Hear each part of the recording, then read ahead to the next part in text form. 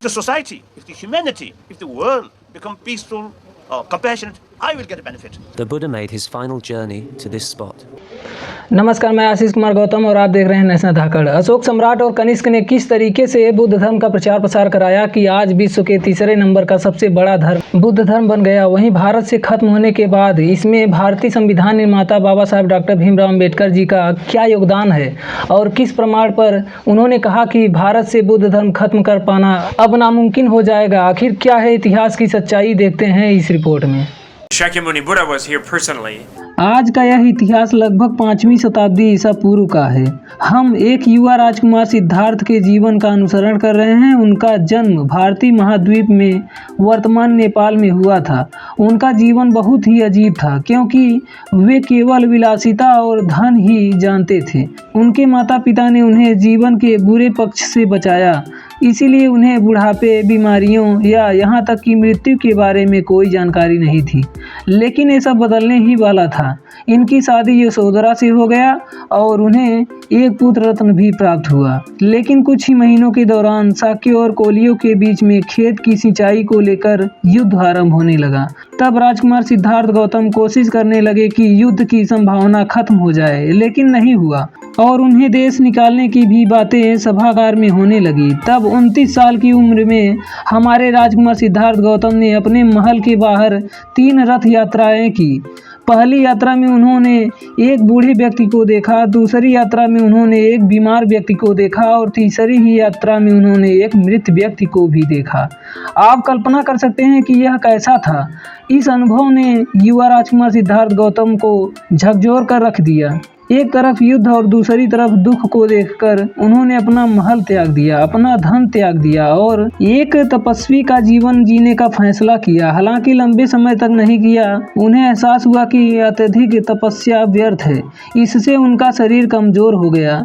इसीलिए इसके बजाय उन्होंने ध्यान को चुना और मध्यम मार्ग अपना लिया। फिर उसके बाद ही उनको ज्ञान प्राप्त हो गया और बुद्ध बन गए। फिर बौद्ध धर्म का उदय हुआ और तभी लोगों ने नोटिस लेना शुरू किया। उनकी शिक्षाएं लोकप्रियता हासिल करती गई। उनके जीवन के तरीकों ने राजाओं को आकर्षित किया और बौद्ध धर्म का तेजी से राजाओं ने प्रचार करना शुरू किया। लेकिन बुद्ध की 80 वर्ष की उम्र में ही उनका परिनिर्वाण हो गया। इतिहास उन्हें बुद्ध के रूप में याद करता है। आधुनिक समय भारत में बौद्ध धर्म का मार्ग अपनाने के लिए संघर्ष करना पड़ा है। मुझे विश्वास है कि एक दिन मानवता को बचाने के लिए न सिर्फ भारत बल्कि पूरी दुनिया बौद्ध धर्म स्वीकार करेगी। और इस संघर्ष का श्रेय संविधान निर्माता भारत रत्न डॉक्टर भीमराव अम्बेडकर जी को जाता है।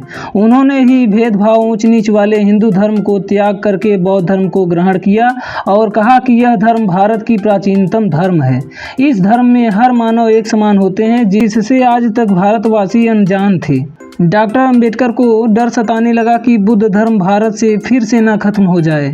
इसके लिए डॉक्टर अम्बेडकर ने 22 प्रतिज्ञाएं लगाई। हिंदू धर्म में जो लोग हैं, अगर वह बौद्ध धर्म अपनाना चाहते हैं तो उन्हें 22 प्रतिज्ञाएं ग्रहण करनी पड़ेगी, तब जाकर वह बौद्ध बन सकते हैं और बुद्धिस्ट सोसाइटी ऑफ इंडिया का सर्टिफिकेट पा सकते हैं। वहीं कुछ वर्षों से भारत में बुद्ध धर्म तेजी के साथ अपनाया जा रहा है।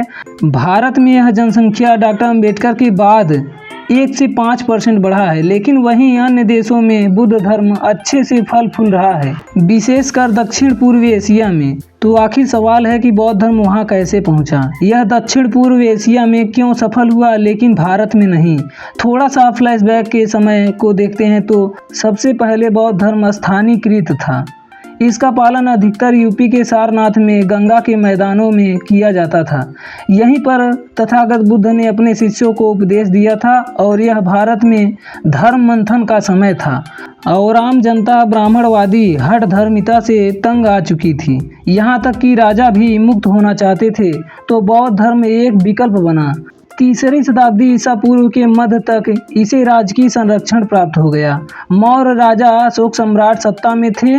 उसने उत्तर में एक विशाल क्षेत्र पर कब्जा कर लिया। इसने दक्षिण में हिमालय से लगभग श्रीलंका तक को छू लिया। इसीलिए जब अशोक सम्राट ने बौद्ध धर्म अपनाया तो यह एक बहुत बड़ा प्रोत्साहन था। उन्होंने धर्म के प्रचार के लिए मिशन भेजे।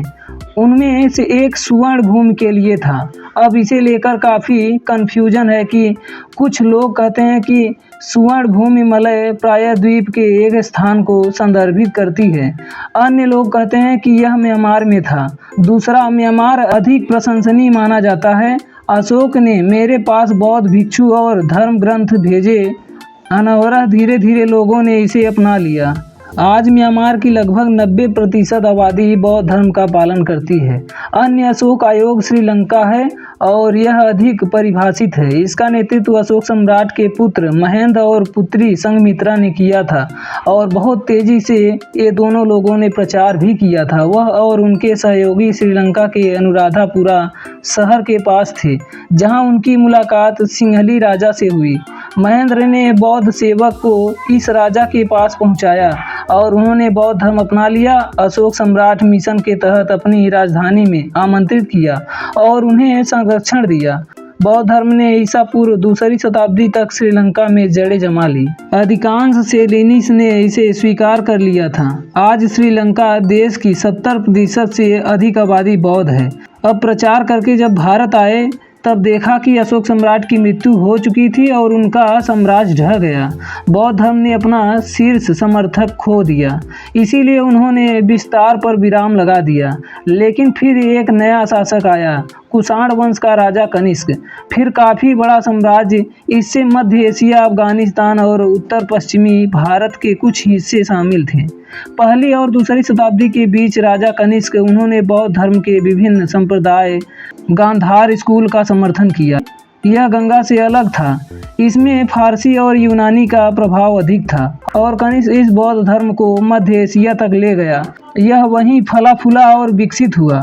मध्य एशिया में बहुत सारी परंपराएं थी। वहाँ समनवाद, पारसी धर्म, ईसाई धर्म था। ये सभी आपस में जुड़े और विकसित हुए। मध्य एशिया से बौद्ध धर्म ने भी ऐसा ही किया। बौद्ध धर्म ने एक छलांग लगाई और यह चीन के लिए बहुत महत्वपूर्ण थी। यह सब 1ली सदी में एक अजीबोगरीब सपने से शुरू हुआ। इसी तरह चीनी मिशनरी भारत भेजे गए। उन्होंने बौद्ध धर्म ग्रंथ एकत्र किए और उन्हें वापस चीन ले गए। ये ग्रंथ हार्न राजधानी में संग्रहित थे और यही एक तरीका है जिससे बौद्ध धर्म चीन आया। बौद्ध धर्म कितने देशों में है विश्व में? Laos, Cambodia, Bhutan, Thailand, Myanmar और श्रीलंका। यह 6 देश अधिकृत बौद्ध देश हैं, क्योंकि इन देशों के संविधानों में बौद्ध धर्म को राजधर्म या राष्ट्र धर्म का दर्जा प्राप्त है। ईसाई और इस्लाम धर्म के बाद बौद्ध धर्म दुनिया का 3रा सबसे बड़ा धर्म है। विश्व के 26 से अधिक देशों में बुद्ध धर्म को मानने वाले लोग रहते हैं।